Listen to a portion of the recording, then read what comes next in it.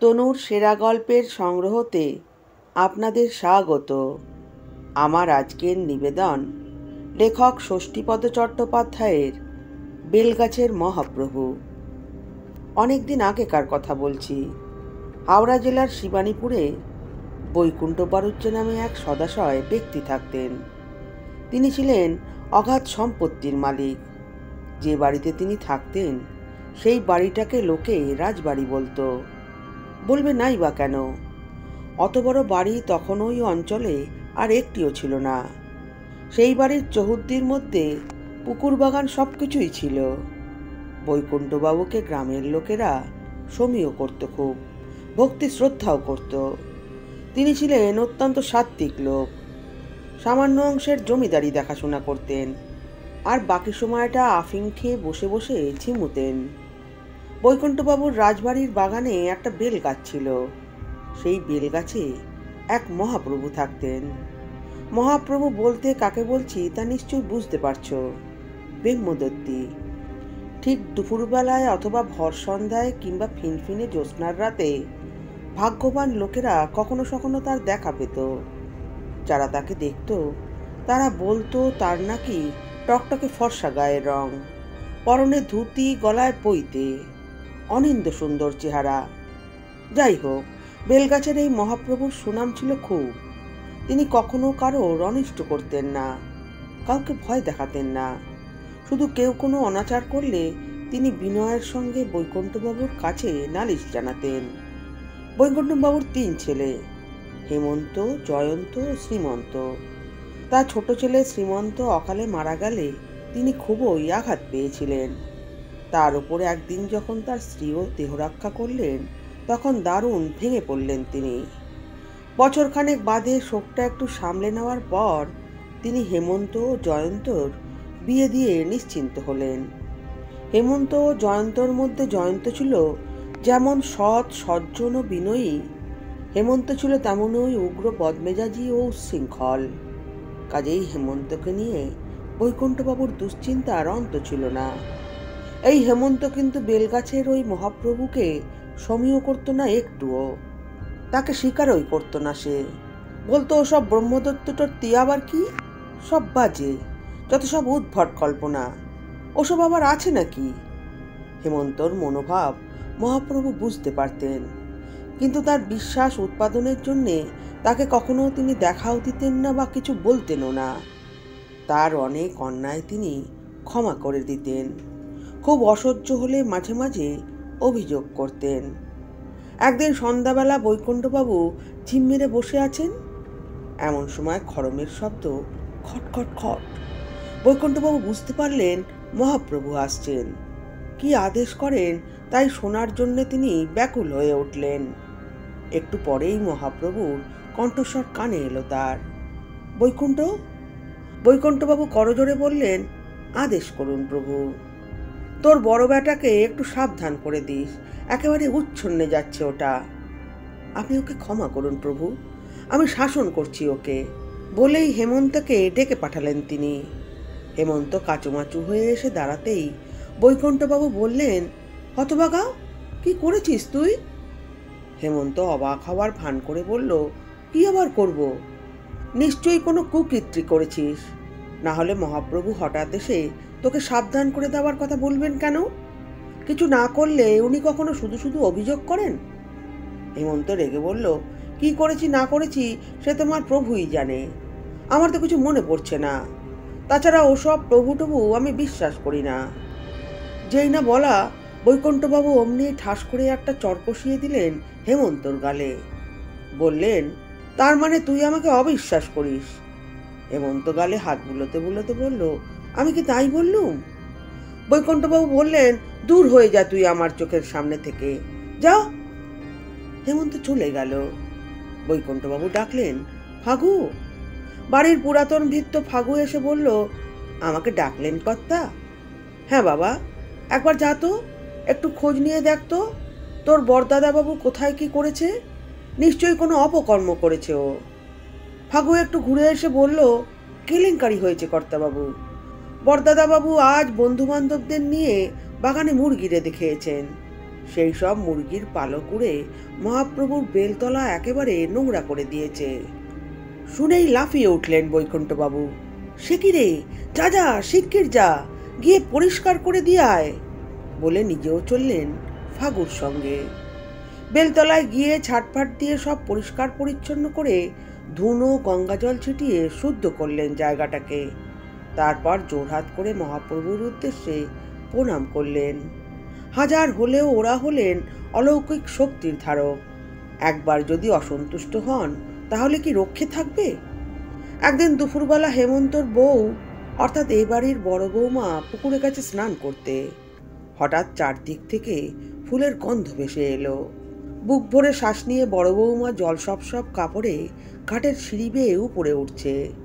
এমন সময় কে যেন বললেন, কাপড়টা একটু নিংড়ে নে মা, না হলে গায়ে জলের ছিটে লাগবে। বড় বৌমার সর্বাঙ্গে কাঁটা দিয়ে উঠল।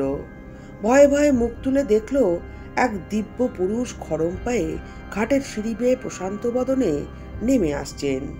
তবে দৃষ্টি তার বৌমার দিকে নয়, পুকুরের জলের দিকে। বড় বৌমা অত্যন্ত বুদ্ধিমতী মেয়ে, তাই সে মহাপ্রভুকে চিনতে ভুল করল না।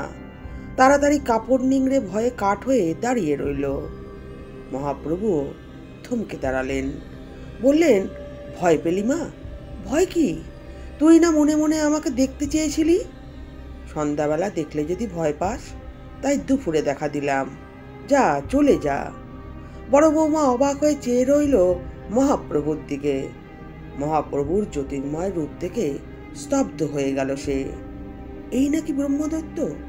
ওরে বাবা, না মানুষ না দেবতা, অথচ মানুষের মতো চেহারা, কিন্তু ছায়া ছায়া, যেন আয়নার ছবির মতো, যাকে ধরা বা ছোঁয়া যাবে না। বড় বৌমাকে ওইভাবে অপলকে চেয়ে থাকতে দেখে মহাপ্রভু বললেন, বেশি দেখিস না মা, পেছনে ফিরেও তাকাস না, না হলে আমি যখন মিলিয়ে যাব তখন দারুণ ভয় পেয়ে যাবি। বড় বৌমা আর কোনো দিকে না তাকিয়ে তাড়াতাড়ি ঘরে চলে এলো। এসে হেমন্তকে বলল, তুমি যে বলো মহাপ্রভু নেই, সব মিথ্যে। আমি আজ নিজের চোখে তাকে দেখেছি, শুধু দেখেছি নয়, তার সঙ্গে কথাও বলেছি। তাই নাকি? সত্যি বলছি। হেমন্ত বিদ্রুপ করে বলল, ওইসব আবল তাবল বকলে দেব একদিন গাছটা কেটে, যত সব। বড় বৌমা সবাই বলল, না না, ও কাজ করো না, তোমার দুটি পায়ে পড়ি। সেই দিন থেকে বড় বৌমা মনে মনে মহাপ্রভুকে দারুণ ভক্তি করতে লাগলো। সব সময় চারদিক পরিষ্কার পরিচ্ছন্ন রাখত সে। মাঝে মাঝে মহাপ্রভুর দেখাও পেত। কখনো দেখতো মহাপ্রভু বেলগাছে মিলিয়ে যাচ্ছেন, কখনো বা খড়ম পায়ে ঘাটে নামছেন। রাত্রিবেলা ছাদের উপর গড়গড় করে মহাপ্রভুর ভাটা খেলার শব্দ শোনা যেত।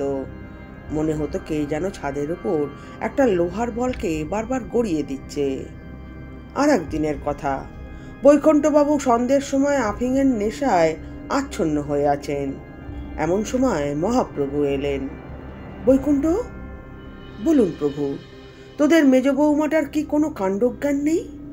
দেখ দেখি ঘাটটাকে কেমন নোংরা করে এলো। জানে তো এ সময় আমি ঘাটে বসে আহ্নিক করি।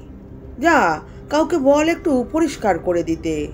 আর কাজের মেয়েটাকেও বলে দিবি এটো বাসনগুলো যেন ও ঘাটে না মাজে। মহাপ্রভু চলে গেলেন। সঙ্গে সঙ্গে ডাক পড়ল মেজ বৌমার। মেজ বৌমা অর্থাৎ বৈকুণ্ঠবাবুর মেজ ছেলে জয়ন্তর বউ।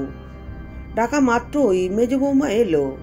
এসে শ্বশুরকে প্রণাম করে বলল, আমাকে ডেকেছেন বাবা? হ্যাঁ মা, তোমার কি এ বাড়িতে থাকতে খুব অসুবিধে হচ্ছে? মেজ বৌমা মাথা হেঁট করে দাঁড়িয়ে রইল। সে বুঝতে পারলো নিশ্চয়ই কোনো অপরাধ হয়েছে তার। শ্বশুরমশাই রেগেছেন, না হলে একথা তিনি বলতেন না। বৈকুণ্ঠবাবু আবার বললেন, কি হলো, উত্তর দিলে না যে? উত্তর দেবে কি? মেজ বৌমার তখন গলা শুকিয়ে উঠেছে।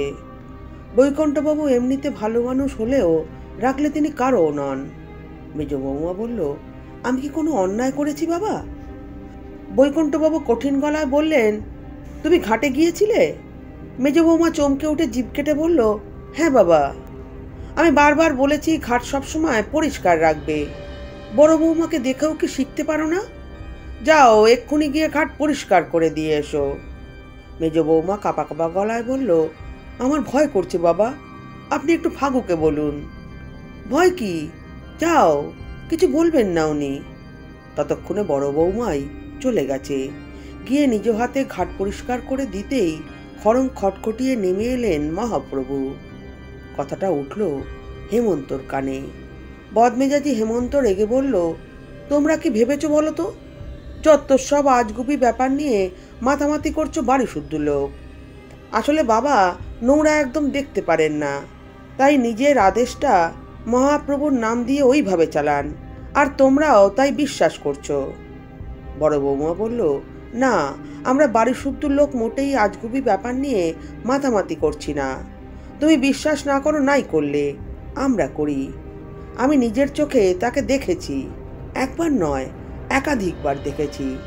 তিনি কথাও বলেছেন আমার সঙ্গে। অতএব তুমি চুপ করে থাকো। হেমন্ত হেসে বলল, তিনি যদি আছেনই, তবে আমি যে এত অবিশ্বাস করি তা আমাকে একবার দেখা দিচ্ছেন না কেন? আমাকে দেখা দিলেই তো ল্যাটা চুকে যায়। কাজেই আমি যতদিন না দেখতে পাবো ততদিন বিশ্বাস করব না। বড় বৌমা আর কি করে? বাধ্য হয়েই নীরব হয়ে গেল। পরদিন খুব ভোরে ঘুম থেকে উঠে হেমন্ত ঠিক করলো কাউকে কিছু না জানিয়ে বাগানে গিয়ে চুপি চুপি বেলগাছটাকে কেটে ফেলবে। তা হলেই অবসান হবে সমস্ত বুজরুকির, আপদের শান্তি হবে। এই ভেবে একটা কুড়োল নিয়ে সবার অলক্ষ্যে বাগানে গেল সে। আবছা আলো আধারে বেলতলায় হাজিরও হলো। তারপর যেই না দু চার কোপ দেওয়া, অমনি দেখতে পেল বেলগাছের ভেতর থেকে এক বিভৎস চেহারার উৎকট মূর্তি ভয়ঙ্কর রূপ ধারণ করে আবির্ভূত হলো। সেই অতি ভয়ঙ্করের কোনো তুলনাই হয় না। মূর্তিটা কখনো বড় হচ্ছে, কখনো ছোট হচ্ছে, কখনো আগুনে পোড়া ঝলসানো রূপ নিচ্ছে, কখনো গলিত সবের মতো হচ্ছে, কখনো বড় বড় দাঁত বার করে কামড়াতে আসছে, কখনো বা আগুনের গোলার মতো চোখ বার করছে। চোখ দুটো বলের মতো বড় হয়ে ঠেলে বেরিয়ে আসছে যেন। হেমন্তর রক্তের ভেতর দিয়ে একটা হিমস্রোত বয়ে গেল। হাতের কুড়ুল খসে পড়ল হাত থেকে। ঘাড় গুজে মাটিতে লুটিয়ে পড়ল সে। মুখ দিয়ে গ্যাজলা উঠতে লাগলো। মহাপ্রভু কিন্তু তার কোনো ক্ষতি করলেন না। বৈকুণ্ঠবাবুকে ঠিক সময়ে দেখা দিয়ে বললেন, আমি এখান থেকে চলে যাচ্ছি বৈকুণ্ঠ। তোর বড় ছেলে বেলতলা শুয়ে আছে, ওকে তুলে নিয়ে আয়। আমি ওকে ভয় দেখিয়েছি, যা শিগগির যা। বৈকুণ্ঠ বারুজ্যের ডুকরে কেঁদে বললেন, ওর অপরাধ আপনি ক্ষমা করুন প্রভু। কেন আপনি চলে যাচ্ছেন? আমি তো আপনার কোনো অমর্যাদা করিনি। তা করিসনি, তবে তোর ছেলে গাছটাকে এমনভাবে কুপিয়েছে যে গাছটা হেলে পড়েছে একেবারে। একটু জোরে হাওয়া দিলেই পড়ে যাবে। ও গাছে কি করে থাকবো বল? তাছাড়া তোরও দিন শেষ হয়ে এসেছে। সামনের মহাষ্টমী দিন যেতে হবে তোকে। এই বলে মহাপ্রভু চলে গেলেন। খবর পেয়ে সংজ্ঞাহীন হেমন্তকে সকলে মিলে ধরাধরি করে ঘরে নিয়ে এলো। এরপর থেকে কিরকম যেন হয়ে গেল হেমন্ত। সামান্য একটু মাথার গোলমালও দেখা দিল। বৈকুণ্ঠ বারুজ্যেও সে বছর মহাষ্টমীর দিন সন্ধি পূজা অন্তে দেহ রক্ষা করলেন। মহাপ্রভুর কৃপালাভ থেকে বঞ্চিত হওয়ার ফলেই হোক বা যে কোনো কারণেই হোক, শিবানীপুরের সেই সম্পত্তি হেমন্তরা রাখতে পারল না। ভাইয়ে ভাইয়ে মামলা মোকদ্দমা করে একেবারে সর্বশান্ত হয়ে গেল। সর্বশান্ত হওয়ার পর হেমন্ত সপরিবারে কাশী চলে গেল। জয়ন্তও চলে গেল শিয়াখালার কাছে কোনো এক গ্রামে। পড়ে রইল পিতৃপুরুষের ভিটে। সেখানে ধুনো গঙ্গা জল দেওয়ারও আর কেউ রইল না। শিবানীপুরে বারুজ্যেদের ভিটেতে এখন ঘুঘু চড়ে। বৈকুণ্ঠ বারুজ্যের পুরনো বাড়ির ধ্বংসস্তূপে এখন আর কোনো মহাপ্রভুর আবির্ভাব হয়েছে কিনা তা অবশ্য জানা নেই। নমস্কার।